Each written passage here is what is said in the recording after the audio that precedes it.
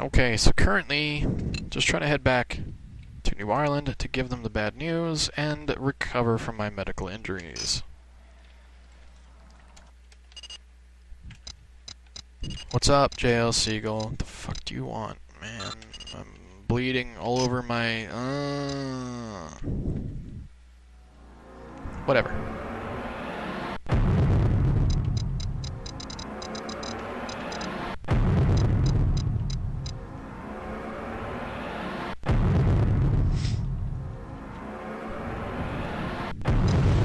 Oh god.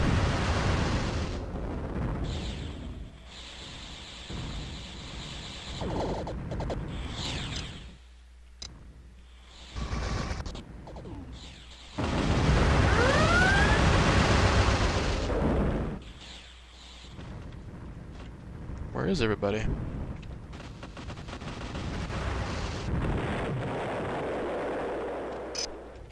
Oh well. When you land, you're met by Flanagan, Tara Collins, and the brothers Sean and Ryan O'Driscoll.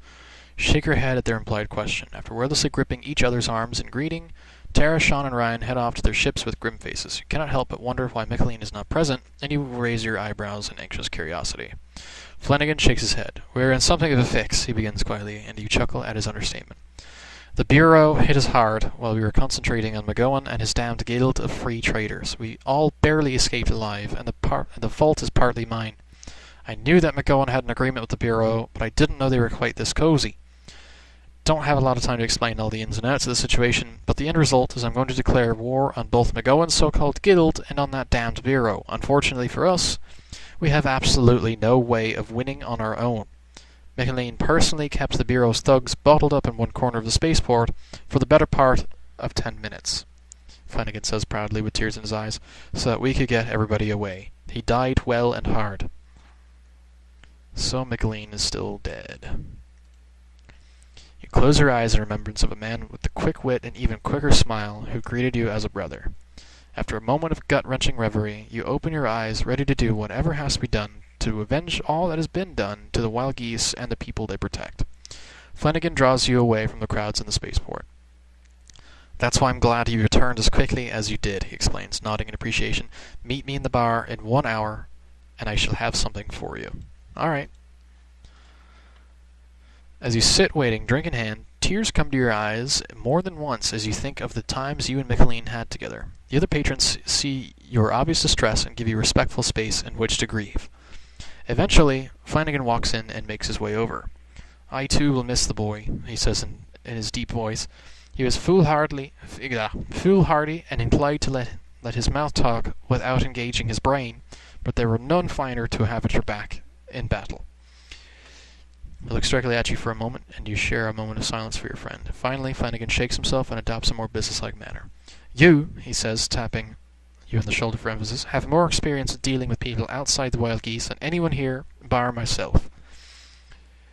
And because I have a few other things that I need to be taken care of, once again, you'll be our representative. I have a contact inside the rebellion," he informs you quietly, "and I need you to go and talk to him to find out more about McGowan's movements. What do you say?" So it looks like it segues into the rebellion storyline a little bit. I say yes. "Okay then, I want you to head on to the station Rebel 2 in the Courier system. We stopped there, remember? And meet with a guy who I know is Jeff Daniels.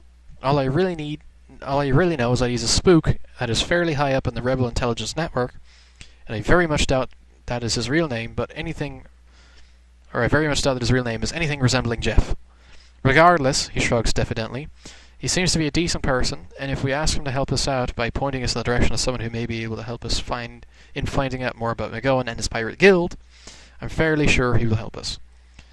Once you've found out what you need to know," Flanagan finishes seriously, "either return here or follow up on whatever leads you are given. I'll leave it up to you." With that, he claps you on the shoulder and heads off out of the establishment. You cannot feel as though it may be a fair while before you see him again. Foreshadowing!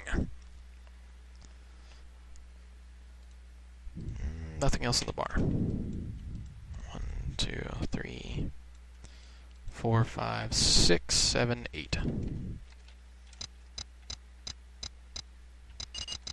Yeah, there he is, flying around the ship doing very important Eamon Flanagan-y things.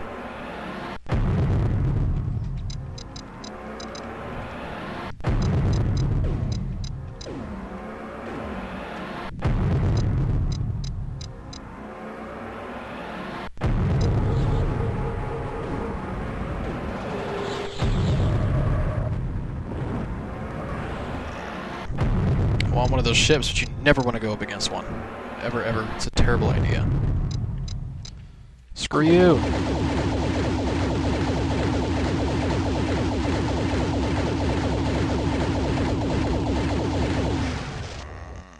You just walk slowly away. Son of a bitch.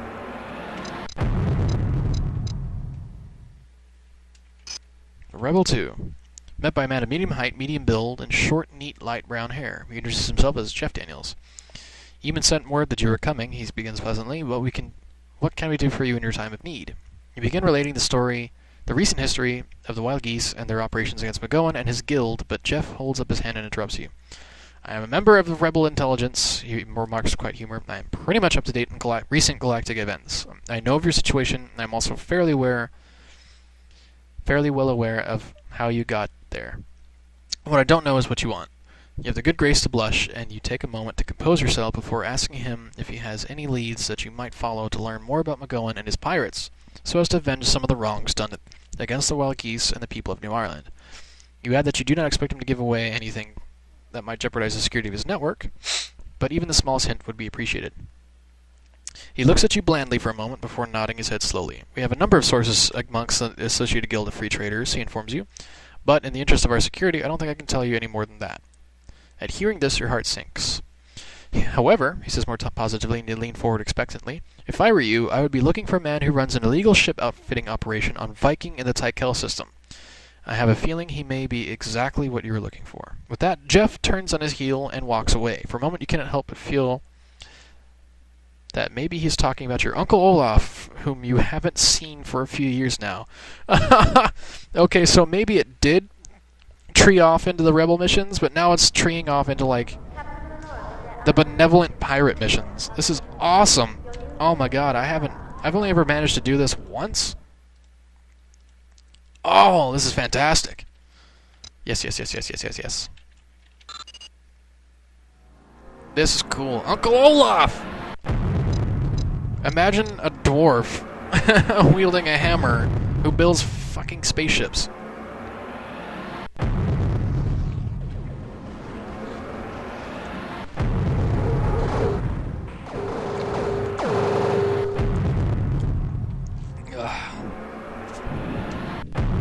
Throat is so sore. Viking! Oh my god, this is ridiculous. Finish your post-flight routine, you decide to head to the bar to see if anyone is waiting for you there. Just magically, as you step out of the hatch, you're approached by a woman wearing a blue-black uniform. Oh, this isn't it. You are Stud B-Pile, captain of the Yes, she asked quietly before you nod, curious. I am Samantha Varana, and I am a representative for the courier company United Shipping. We specialize in moving around small, valuable cargoes like jewelry, business papers, and contracts, etc. I've recently been on the lookout for some new pilots. Yes, I'm interested. Excellent. Someone will hover to Glytechnia and the Rimshot, pick up 2 tons, personal effects. Yada, yada, yada, yada, yada, yada. That's cool. Okay, so this is an introduction mission to nothing really storyline important. Oh god, oh god, oh god. That's right, the Aurorians hate me.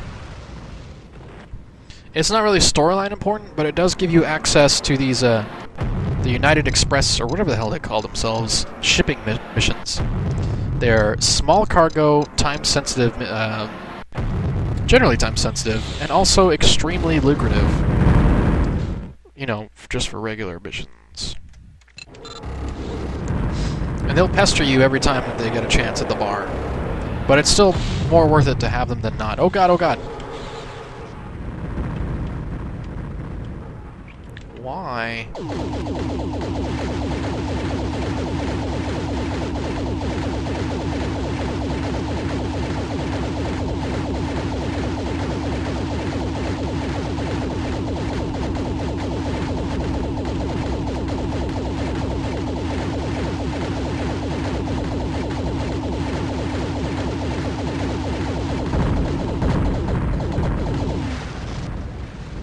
Fucking Aurorians.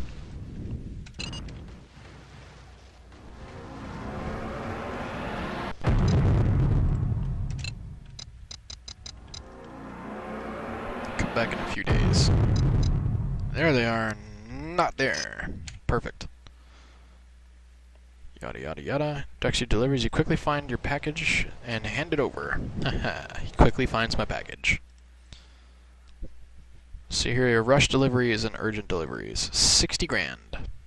If I have the space, but I don't. So that's why these missions are important. Now that you get access to them, it's awesome. I'm going to do this mission real quick and see what they have to say, and then I gotta stop it. I'm dealing with time constraints here, people. Dealing with time constraints.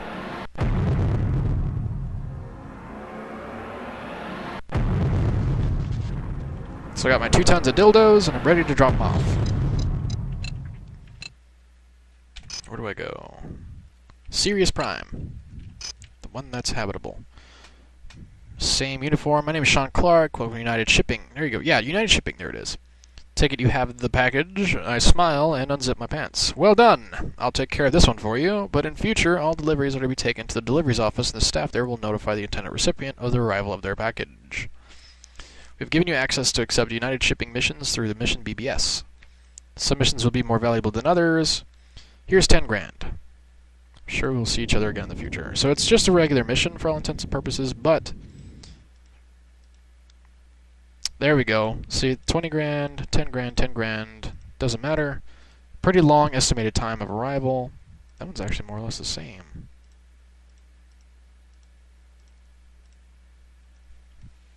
So 25 grand. So that one's just right there. Okay, let's see. Arcturus. So that's where I have to go to pick it up. And then, is there another? I guess not. But you have to go and pick it up and then deliver it. And they can be fairly lucrative. This, on the other hand, is what you really want when you get a big ship. 59 tons. 60 grand. Makes me want to get this thing again. Poop. Alright, tune in next time.